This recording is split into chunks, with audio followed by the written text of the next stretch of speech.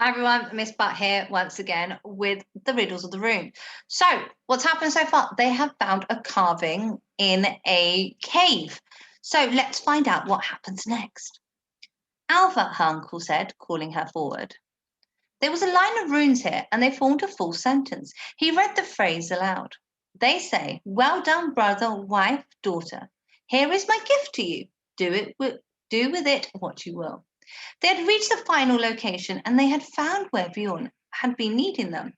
"We must go inside, and it's too narrow for all of us," Magnus said. "I think me, Alva, and Fenrir should go in, while you three stay out here on the ground on guard." Alva interjected, "Uncle, whatever inside this cave once belonged to Edmund and his brothers. I think he should come with us too." Magnus looked suspiciously at the monk, but then nodded terrously. "Okay, but let's hurry. The men must be on Dwarf's finger by now."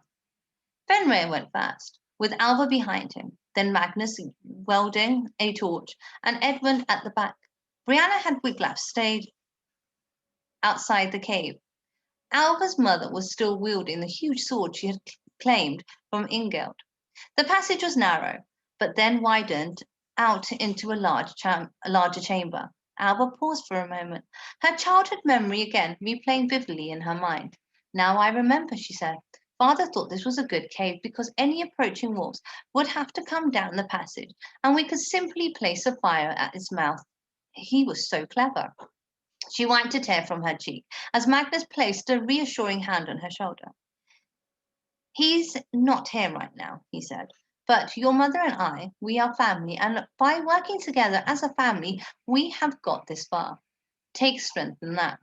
As her eyes adjusted to the darkness, Alva could just make out something hidden in the crag at the back. "What's that?" she said, pointing. Their eyes were struggling in the dim light, but now they could all see something carved in a circle of stone at the back of the chamber. Alva moved closer. It was simply one rune, carved large and coloured with red. It was a cross. "Gibo, gift." Alva murmured, "I think we found it." She tried to shift the stone, but it weighed too much. Magnus joined her, heaving it with all his strength. It moved a little, but would not shift sideways. Finally, Edmund came to join them. Together, they put their weight behind the stone, and with shouts of encouragement from Magnus, they moved it bit by bit to the side. Alva shone the torch inside, and despite her uncle's description of the bones they had brought back from Lyndon's farm, Alva had still hoped to see a pile of gold, rubies, sapphires, emeralds, cups, weapons, and coins. But what she saw was a wooden box, like a small coffin. While not hungry for wealth, her heart sank at the thought that this was the legacy her father had left her. If he was lost, never to return to Kilsgard, how could she, her mother, and Ivan survive with this? But then she took heart. Perhaps the box had other riches inside it. Excitedly, she cried to Uncle, "Quick, get it out! I want to see what's inside the box." Magnus grabbed the fragile box by one end and started to drag it into the chamber. In the torchlight, Alva caught her breath. There, emerging from the gloom, carved on the end of the box, was a picture of a mother holding a baby. With a pang of childish anxiety, she thought how much she wanted her mother to hold her right now. But she pushed the feeling down and helped her uncle shift the box further, out from the cavity where Bjorn had concealed it. More carvings emerged on all sides of the box, and they were so confusing. Alva could see men with beards, people with wings, and on its side she could make out both Latin letters and runes. "This is more of a mystery than father's casket," she murmured to her uncle. Magnus replied, "This is what we took from Linda's farm, and I think that's where he got the idea of carving his own little box with runes on it for us. This was what the monks had hidden beneath their church, and this is what Edmund and Wiglaf have been searching for." Looking behind her, Alva saw that Edmund was on the floor, concerned. She rushed over to him, worried that he was hurt or sick. "Leave him," Magnus said. "He is praying." Alva had heard that Christians prayed, but she never thought it would look so sad and pitiful. The monk was crying into a sandy earth on the floor in the cave. He lay with his full body pressed downwards. "Edmund," she said kindly, "your treasure, we found it." The monk slowly looked upwards and then pulled himself to a seated position. "Do you know what it is?" he said.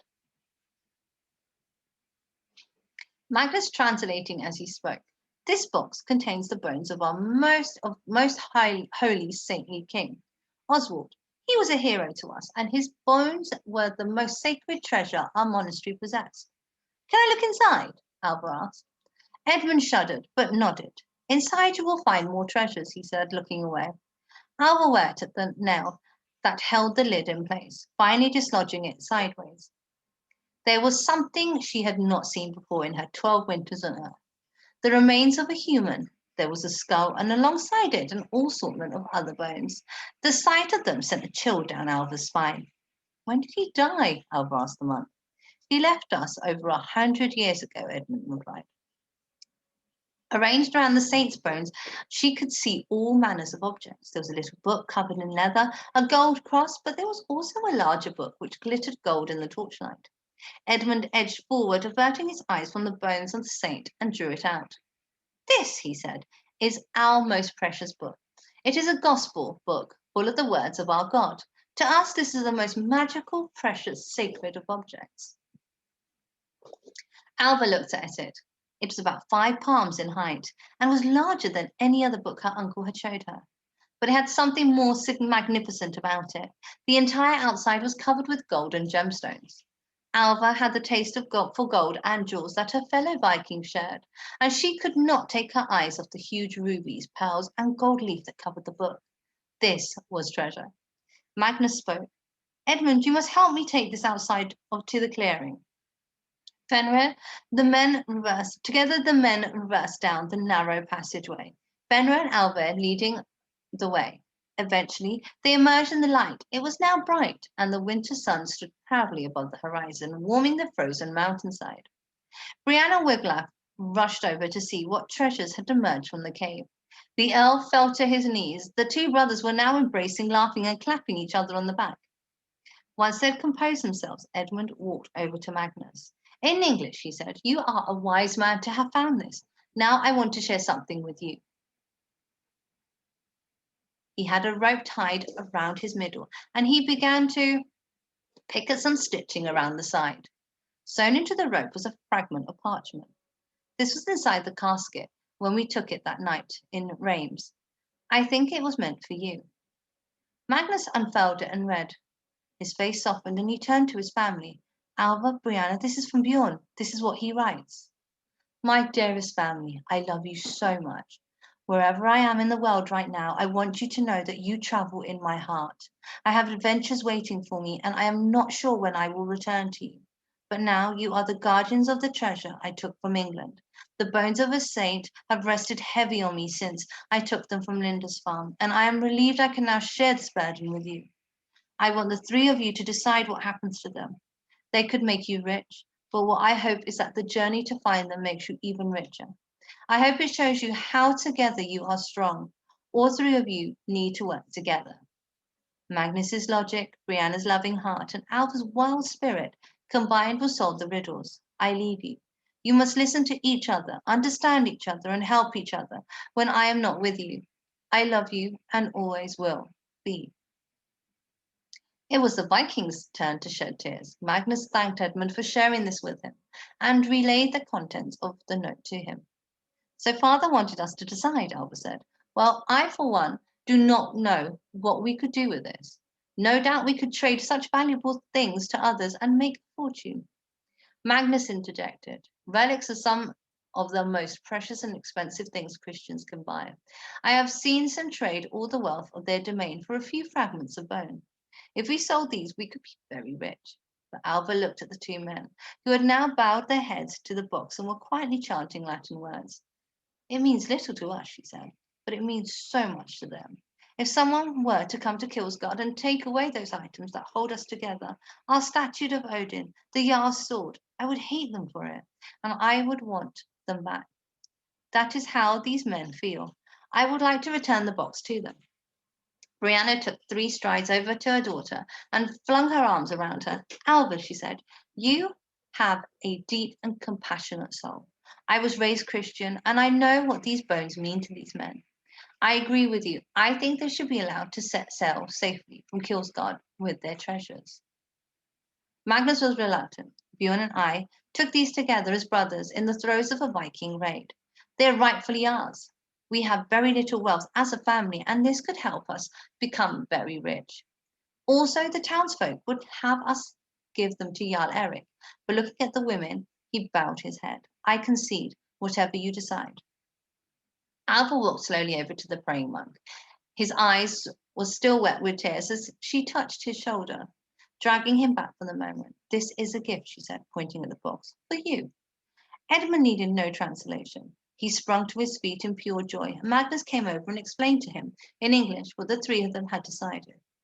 Edmund was clasping his hands together in sheer happiness, and Wiglaf simply beamed at them all. Then Edmund did something unexpected. Opening the lid of the box once again, he pulled out the large book. He walked over to Alva and gestured towards her for her knife. Alva pressed the blade over with complete trust in her heart. Edmund slowly, respectfully, and painstakingly began to prise the stones and gold plate from the front of the book. Slithers of gold and clumps of jewels fell in the snow around Alva's feet. She could see it hurt him to file this book, but he removed every last fragment until it simply had boards and leather on the outside. Edmund looked up at Alva and said in Norse, "Our gift." Delightful, she scooped the precious objects up into her pouch while the Englishman began to lift the wooden box. At the point, she heard the familiar call of Harath in the sky above. He had been missing for a long time, but now he swooped down and settled gently on her shoulder. The blackbird looked into her eyes and said in his half-human voice, "Alva, good." As they were preparing to depart, Alva heard the cries of her townsfolk. "Who's there?" a voice called out. Magnus replied, "It is Magnus, Brianna, and Alva. We have found the missing men. They are safe. The criminal is banished. All is well. Approach us without arms." The first face to appear was Kjartan, one of the Jarl's most trusted carls. "Magnus," he said, "you got here before us." "Yes," Magnus replied, "we followed the riddle of the runes rather than the clamour of our pride, and we have solved all that we set out to." "You have the two men, but where is the criminal?" Kjartan asked. "There is much to tell you," Magnus said. "The criminal was none other than Ingeld." The group of men who were now gathered above the cave gave an audible gasp. "Ingeld left Bjorn abroad and came back here to seek something my brother had concealed. We have found what that was. It was no concern to you, good people. There is no gold, no wealth, just the bones of a long dead Christian. But it was precious to these Englishmen, and that is why they sought it. We must get this box, the men, and my tired family back to the Jarl so we can explain all. I hope there will be feasting tonight in celebration that we have put an end to the terrors which have assaulted Kilsgard." The men were still full of questions. Some were hostile, demanding details of the treasure and whether it belonged to the town rather than to Bjorn's family. But Magnus silenced them. "I will tell you the details as we return to the hall, but what you need to know now is that the manhunt is over. The town is safe." The armed men were all tired and wanted to leave the snowy mountain. So for now, they were content to be led by Magnus. They wanted to be out of the cold, back in their huts, and they followed his guidance. The box was surprisingly light, so Wiglaf and Edmund carried it easily between them, while the rest fell in a single file as they made their way back to the warmth and safety of the town. The crossing of Giant Sword was still treacherous, but the warmth of daylight made it feel a little safer. So they went back to Kilsgard to tell the Carl and everyone there what's actually happened. So let's find out what happens in the next video. Hope to see you soon. Goodbye.